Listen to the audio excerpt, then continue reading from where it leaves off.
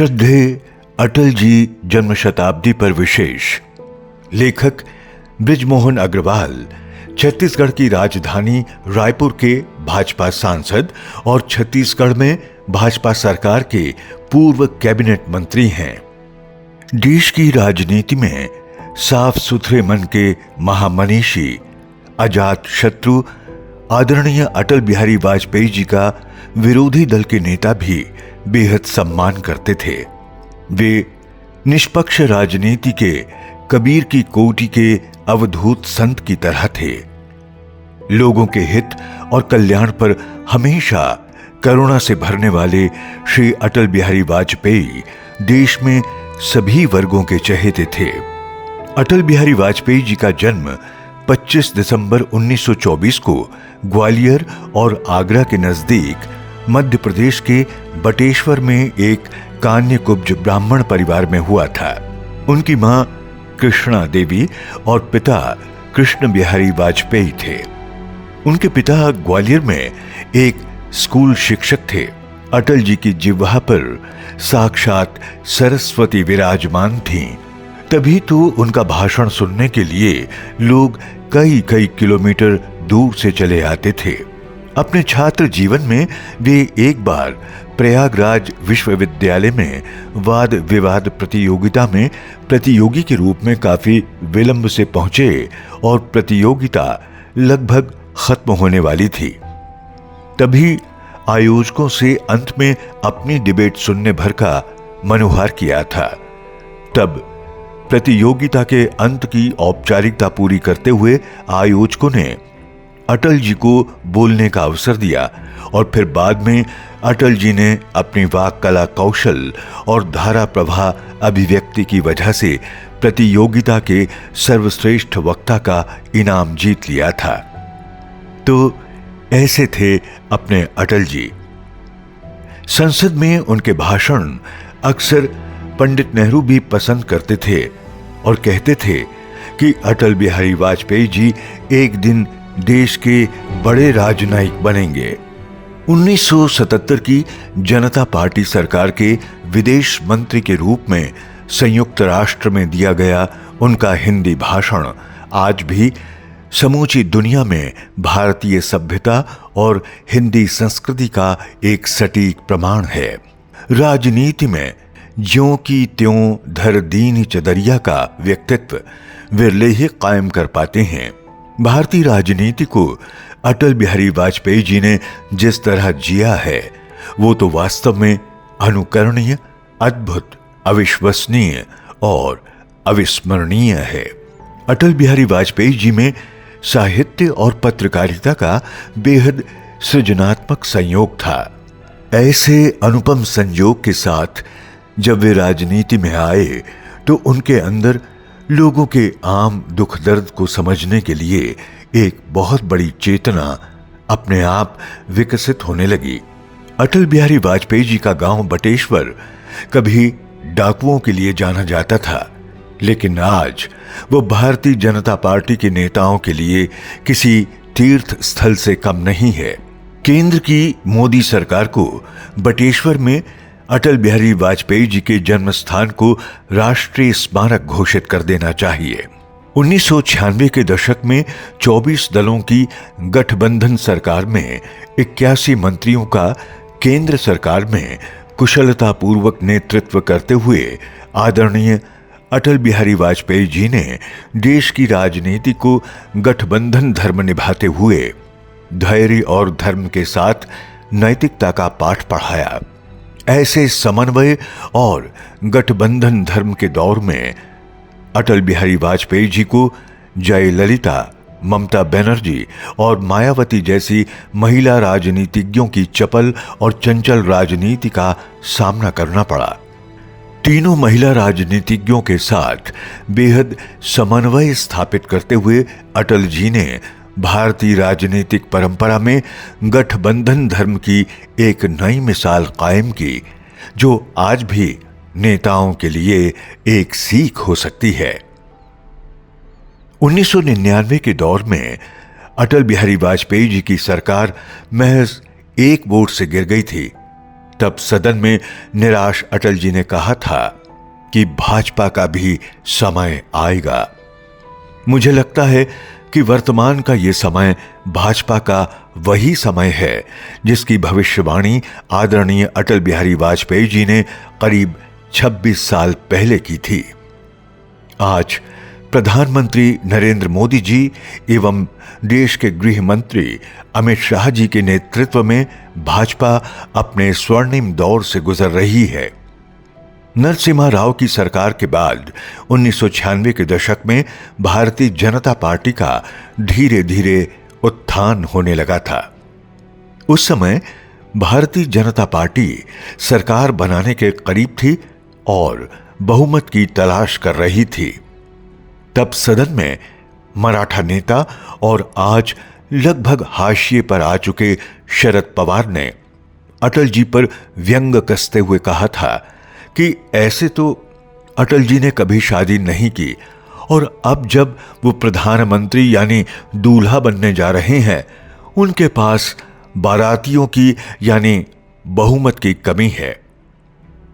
अटल जी ऐसे व्यंग और ताने सहते हुए भी अपने पथ से विचलित नहीं हुए और लगातार कोशिश करते हुए सदन में सरकार बनाते हुए भाजपा और देश को नई दिशा दी। ये अटल बिहारी वाजपेयी जी की ही सेवा भावना का भाजपा को सुनहरा आशीर्वाद है कि अब भाजपा देश की नियति बनती जा रही है। वाजपेयी जी केवल 5-6 साल के कार्यकाल के लिए देश के प्रधानमंत्री रहे, लेकिन अपने कार्यकाल के दौरान उन्होंने कई महत्वपूर्ण फैसले लिए, जिससे देश में आर्थिक वृद्धि और विकास को नया आयाम मिला। प्रधानमंत्री ग्राम सड़क परियोजना। अटल बिहारी वाजपेयी जी ने 2000 में प्रधानमंत्री के रूप में भारत में असंबद्ध गांवों को सड़क से जोड़ने के लिए प्रधानमंत्री ग्राम सड़क योजना शुरू की थी।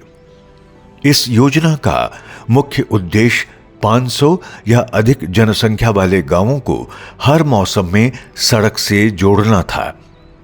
इस योजना का मुख्य उद्देश्य सड़क विहीन गांवों को सड़क मार्ग से जोड़कर ग्रामीण क्षेत्रों में आवागमन को सुगम बनाना और विकास को बढ़ावा देना था।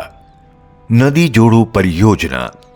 अटल बिहारी वाजपेयी जी ने भारत में नदी जोड़ो परियोजना के माध्यम से सूखे क्षेत्रों में जल उपलब्धता बढ़ाना, बाढ़ और सूखे को कम करना, कृषि उत्पादक में सुधार करना और जल विद्युत उत्पादन को बढ़ावा देने की बात सोची थी। जल अधिशेष नदियों को जल अभावग्रस्त नदियों से जोड़कर यह परियोजना जल संसाधनों को संतुलित करने और सतत विकास को प्रोत्साहित करने का प्रयास करती है। अटल बिहारी वाजपेयी जी की 100वीं जयंती पर 44,600 करोड़ की लागत वाली देश की पहली केन बेतवा राष्ट्रीय परियोजना का प्रधानमंत्री नरेंद्र मोदी जी ने मध्य प्रदेश के खजुराहो में शिलान्यास किया।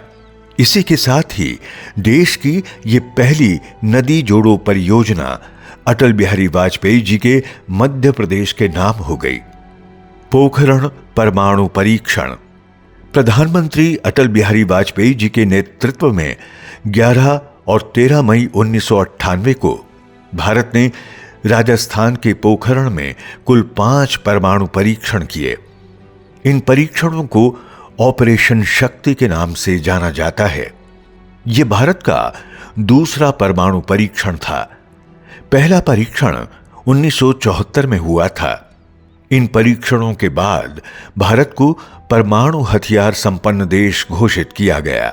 इन परीक्षणों का मुख्य उद्देश्य भारत का परमाणु हथियार बनाने की क्षमता हासिल करना था।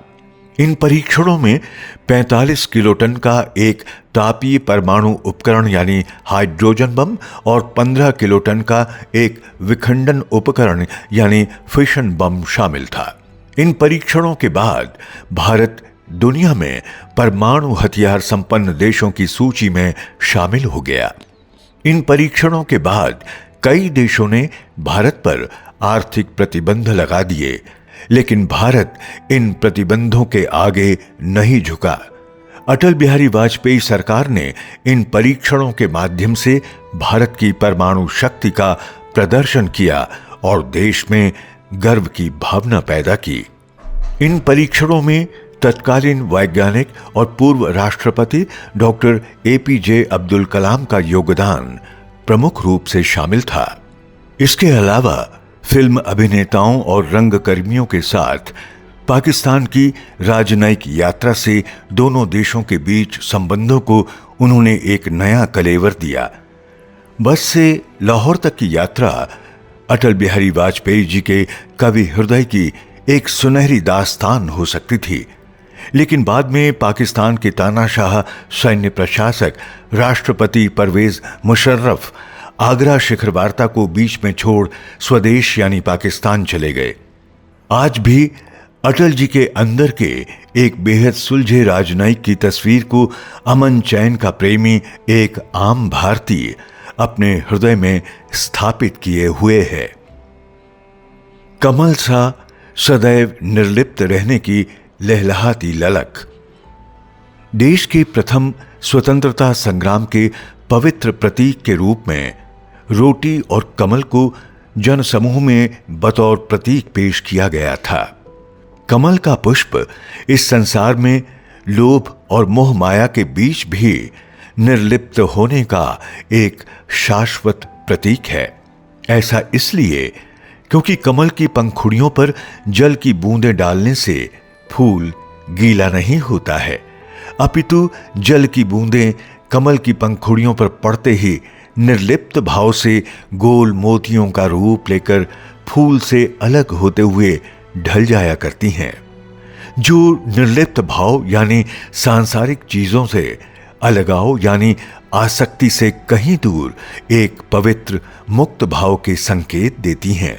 ऐसा ही पवित्र कमल का फूल कालांतर में भाजपा का प्रतीक बना, जो अपनी निर्लिप्तता की व्याख्या करता हुआ आज भाजपा को भी देश के लोकतंत्र में जनता जनार्दन के हितों के लिए सबसे सक्रिय और आसक्ति से दूर यानी निर्लिप्त भाव से लोक सेवा करने की ताकीद लगातार दे रहा है।